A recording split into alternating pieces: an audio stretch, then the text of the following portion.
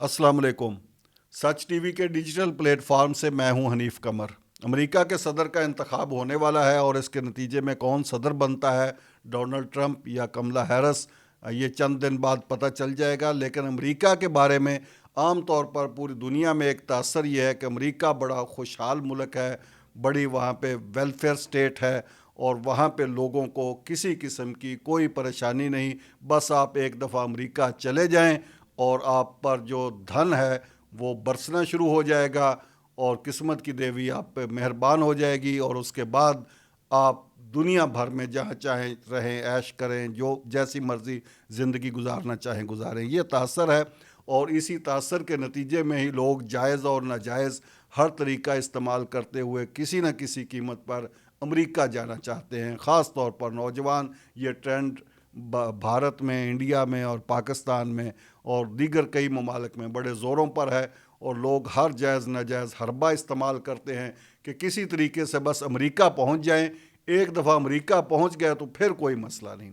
अगरचे इसमें कोई शुबा नहीं कि अमेरिका एक सुपर पावर है, उसकी इकानमी बड़ी है, वो एक बड़ा मुल्क है, दुनिया के जीडीपी का बहुत बड़ा हिस्सा अमेरिका के पास है, इसलिए वहाँ पे रोज़गार के मौके ज़्यादा हैं, अपॉर्चुनिटीज़ ज़्यादा हैं। और दूसरा, अमरीकी मुआशरे का और अमरीकी हुकूमतों का एक हुस्न ये है कि वो दुनिया भर में पैदा होने वाले टैलेंट की कदर करते हैं। दुनिया में कहीं भी कोई काबिल फ़र्द अमेरिका को नज़र आ जाए या वो अमेरिका पहुंच जाए तो वो उसकी कदर करते हैं, उसको अच्छा एनवायरनमेंट देते हैं, अच्छा रोज़गार देते हैं और उसकी सलाहियतों को पनपने का वहाँ पे मौका मिलता है। ये एक अच्छी बात है अमरीकी सोसाइटी की, जिसकी वजह से भी इस तासर को मज़ीद तक़वियत मिलती है।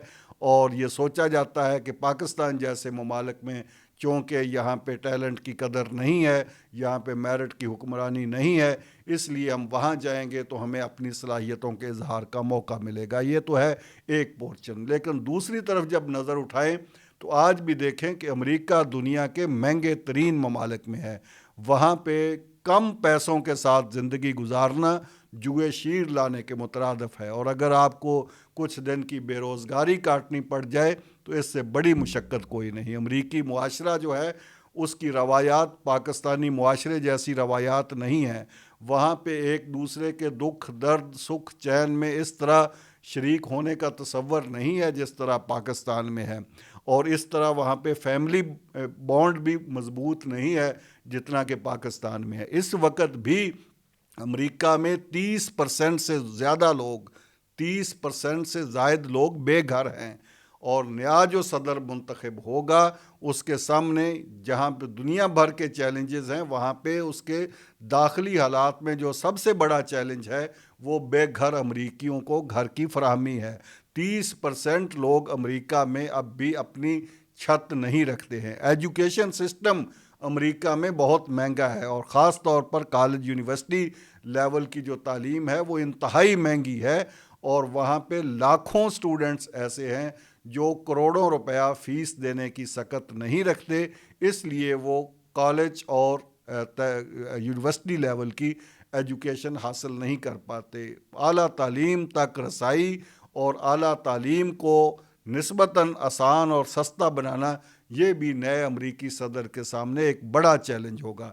हेल्थ केयर सिस्टम अमरीका में बहुत महंगा है। यहाँ तो आप पाकिस्तान में अगरचे हम हेल्थ केयर सिस्टम पर बड़ी तनकीद करते हैं, लेकिन इसके बावजूद आप जाएं तो अस्पतालों में आपको अद्वियात भी फ्री मिल जाती हैं, चेकअप भी फ्री हो जाता है। प्राइवेट अस्पताल अगरचे बड़े महंगे हैं लेकिन साथ सरकारी अस्पताल भी मौजूद हैं।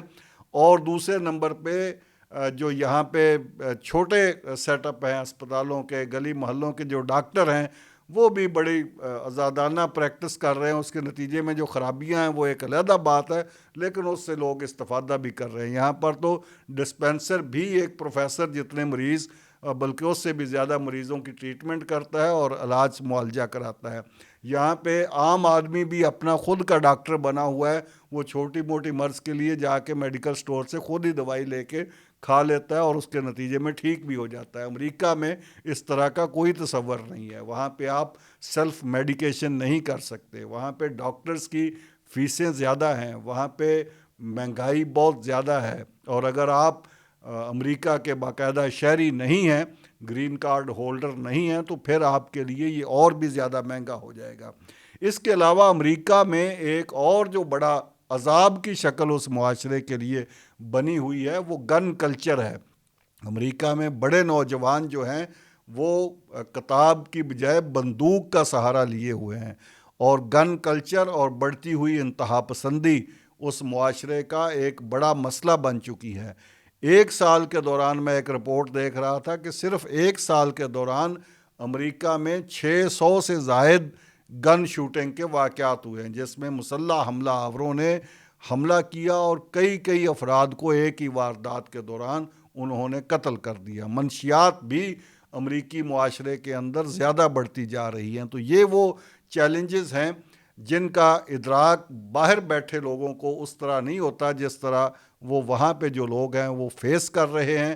اور اس کے علاوہ جو نسلی تعصب ہے یہ بھی نسبتاً امریکہ میں بڑھتا جا رہا ہے اس وقت، خاص طور پر ڈونلڈ ٹرمپ کے گزشتہ دور حکومت میں اس نسلی تعصب کی پروموشن ہوئی، اور خاص طور پر جو امریکنز ہیں، اولڈ امریکنز کہہ لیں، جو پرانے امریکنز ہیں، ان کے اندر ایک احساس محرومی ہے جس کو ایڈریس کیا ڈونلڈ ٹرمپ نے، اور اس کے نتیجے میں جو باہر سے آ کر بسنے والے امیگرینٹس ہیں امریکہ میں ان کے لیے مشکلات پیدا ہوگی۔ ڈونلڈ ٹرمپ نے اپنا جو ووٹر ہے، جو اپنا ایریا آف انٹرسٹ اس نے پالیٹکس کے اندر جو متعین کیا، وہ قدیم امریکی ہیں جو نہ تو زیادہ تعلیم یافتہ ہیں اور نہ ہی وہ بڑے پیمانے پر سیاست اور دیگر شعبوں پر آگے چھائے ہوئے ہیں۔ اس لیے اس نے ان کی محرومیوں کو ایڈریس کیا ہے، اور ان کو ایکسپلائٹ کر کے ڈونلڈ ٹرمپ پچھلی دفعہ امریکہ کے صدر بنے تھے۔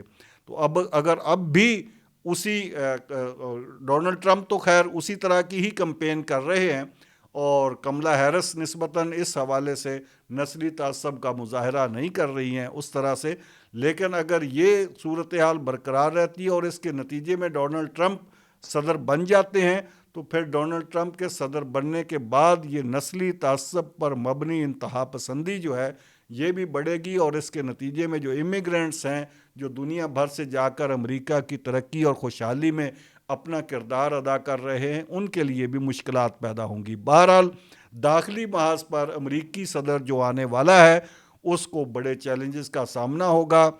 امریکہ ایک سپر پاور اور ایک ملٹری سٹیٹ کی شکل اختیار کر چکا ہے، وہ ویلفیئر سٹیٹ کی جانب اس کا سفر جو ہے وہ گزشتہ 8-10 سالوں میں وہ بجائے آگے بڑھنے کے پیچھے کی جانب گیا ہے۔ اس لیے امریکی صدر کے سامنے جو بڑا چیلنج ہوگا وہ یہ ہوگا کہ وہ دنیا بھر کی سیاست میں تو اثر انداز ہو ہی رہا ہے، وہاں پہ تو مداخلتیں کر ہی رہا ہے، خود امریکہ کے اندر اس کے نیگیٹو اثرات مرتب ہو رہے ہیں۔ لہٰذا امریکی معاشرے کو ایک ویلفیئر معاشرہ بنانے کے لیے اور امریکہ کی ریاست کو ایک ویلفیئر ریاست بنانے کے لیے اس کو اپنا کردار ادا کرنا ہوگا۔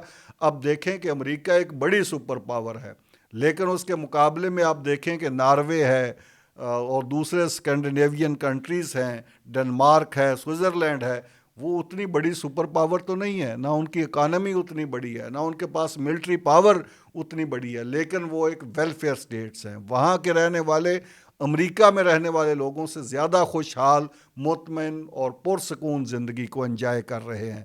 اس لیے امریکی عوام بھی سوچتے ہیں کہ ان کی جو ملٹری پاور ہے یا ان کی اکانومی پاور ہے اس کا ان کو کیا فائدہ اگر ان کو ویلفیئر سٹیٹ کا سٹیٹس ہی نہیں ملنا، اگر ان کے لیے بنیادی سہولتیں ہی فراہم نہیں ہونی، اگر ان کے لیے امن ہی نہیں ہونا، اگر ان کے مقابلے میں ایک چھوٹے چھوٹے ملک جو ہے وہ اپنے شہریوں کی ویلفیئر کے لیے زیادہ کام کر رہے ہیں، تو پھر وہ کہتے ہیں کہ ہماری حکومت کو بھی سوچنا ہوگا کہ ہم تمام تر اختیار، پاور، پیسہ، ہتھیار رکھنے کے باوجود ہم اپنی سوسائٹی کو اس طرح کی پرسکون سوسائٹی اور اپنے شہریوں کو اس طرح کا خوبصورت انوائرمنٹ کیوں نہیں دے سکتے۔